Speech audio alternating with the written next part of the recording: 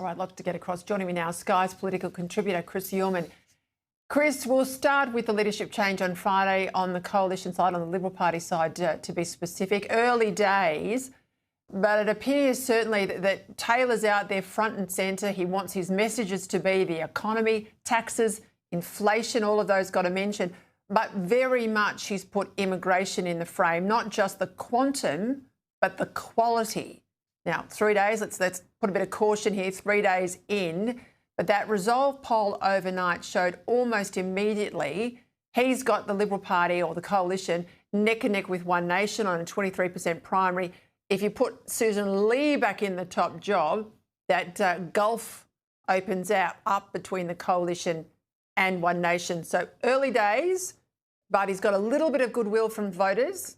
He's going to have to move fast though, isn't he? Because people are close to stopping listening to the coalition and they have been disappointed for some time.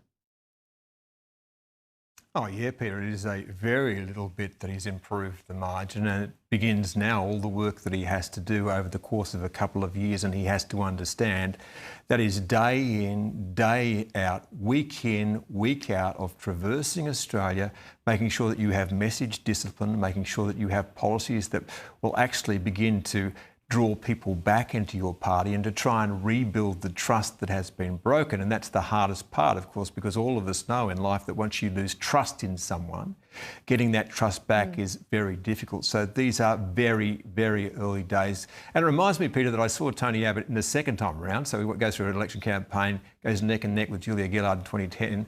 I think maybe in about 2013, 2014, I saw him in Alice Springs talking to about 4 people in a bar. He was clearly exhausted, but he had been lapping the nation with the same message for pretty near 6 years. He put in the work. Now Angus Taylor and his team has to put in the work. He's also got to put his best team on the paddock. I made this point very strongly on Friday, and I've written about it over the weekend as well. He has to look past mates. If they're not up to it, they might be people that have been supporters for some time. He can't put them on the front bench. If they're enemies, but they are enemies with cut-through and intellect, provided, you know, they're not Machiavellian, if they're on the other side of the factional divide to him, but they are absolutely the best people in those portfolios, he has to look past that and put them in his front bench team. Because if they succeed, if the best people in the best roles succeed, well, he'll succeed, and he doesn't get 2 shots at this. No, and as Benjamin Franklin once famously said, we'll either all hang together or we'll all hang separately. So now the Liberal Party has to get the message that this is all about discipline. They have a very short period of time to try and rebuild an enormous hill which they have demolished themselves to get back to being anything like a credible party. And they're up against not just the Labor Party, they're up against a very disciplined One Nation party. And I expect that over the course of the next 6 months or so, we'll see One Nation come forth with some very credible candidates. What they need to also do is put some policy around the bones. It may well be that One Nation gets in front of the Liberal Party at some stage, because people are clearly going beyond just wanting to experiment, but to actually have a punt with One Nation, and we'll find out how deep that goes when we see the South Australian election. And not just draft up the policy, Chris, they've got to get it out. I mean, this policy that leaked out today that had been, I think, only really developed in Susan Lee's office with the shadow minister, hadn't gone to shadow cabinet, certainly not gone to the party room, that they would put 13 countries with links to Islamist extremists on some sort of watch list and limit, very strongly limit visas for people from those countries. I think most people watching at home would be surprised that that isn't currently the practice. It is not. Labor currently takes people from all of these countries. Many of them, as you know, we can't properly security check. But again, this is also the problem.